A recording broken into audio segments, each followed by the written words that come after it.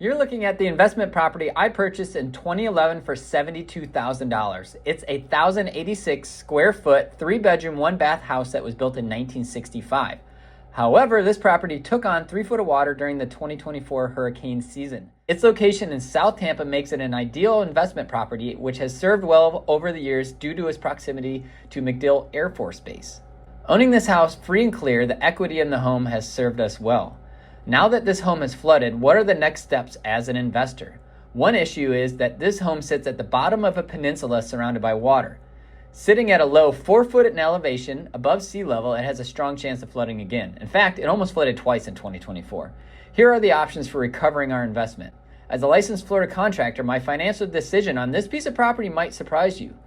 Luckily for us, we had private flood insurance, and we received a payout for the damage totaling around $170,000. Option 1 is to repair the home. Right, so it seems pretty easy. Let's go repair the home, let's add some drywall, cabinets, flooring, and boom, we're back in business, right? Well, not exactly. My GC friend went in and he provided a rebuild estimate from his company, and the total was $137,000. In December, the city of Tampa also sent out letters to homeowners like myself stating that due to the extent of damage, you're going to have to tear down and rebuild the house from ground up. Repairs in our case, due to the value of the home, could not exceed $67,000. If I used my own sweat equity and rebuilt the house over the course of a few months, I estimated I could probably rebuild it in the $50,000 to $70,000 range for materials. With that in mind, let's take a look at the math. If I were to repair this home, $250,000 is what the house is worth as is, just standing still, a complete tear down or rebuild situation.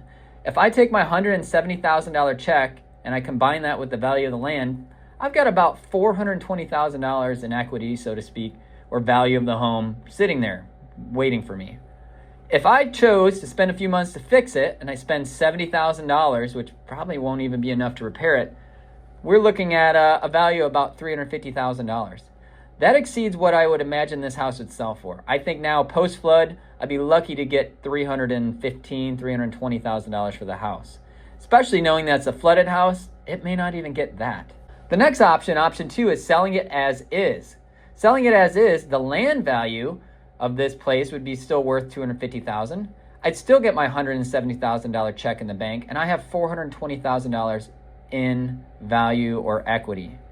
Well, if I take away my 15% capital gains, obviously for selling it, listing agent fees and that, those are some things that I need to consider. But right now, I'm looking at a value of $420,000 versus the repair value of $350,000. So if I just sell it right now, I'm gonna make out more versus the repair factor. If I were to have a contractor do it, I'd be even more in the hole. So let's look at tearing down and rebuilding. This is based off of a home that is one street over, brand new, 2,092 square foot home from Domain Homes here in Tampa. If I were to have Domain build that exact same home on my lot, tearing down my house and rebuilding it, it would cost $364,000 to build. I would have to raise that house per the city 7 feet, which would be $80,000, $79,000 to raise it.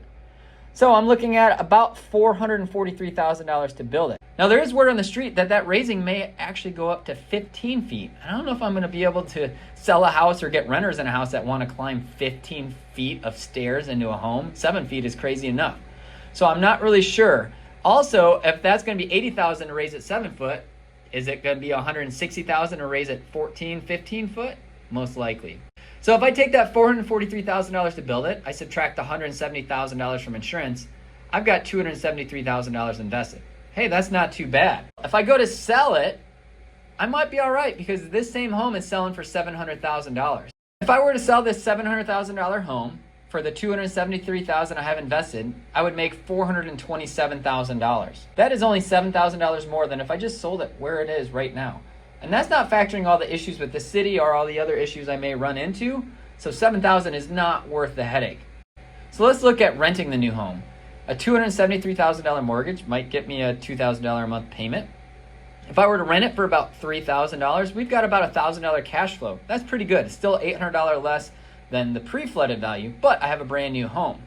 The only issue is we're still only 11 foot above sea level. Had the second storm hit in 2024 with 15 foot of surge, this home would be toast as well. So to me, with all the rising factors in flood insurance, the risk in a low-lying area, I just want to stay out of that area. So these are some of the things I considered about selling the house, why I'm choosing to sell it as is versus rebuilding it, why I'm not going to build new on the property. It's just one of those areas of I could build or buy a rental property somewhere that has 42 foot in elevation where it's not going to flood versus a place that is 4 foot in elevation. So there you have it. That is a scoop on what we're doing with this property. It's been nice, it's been fun, but it's time to pass it on along down to a different investor that might see something that I missed in this analysis of the property.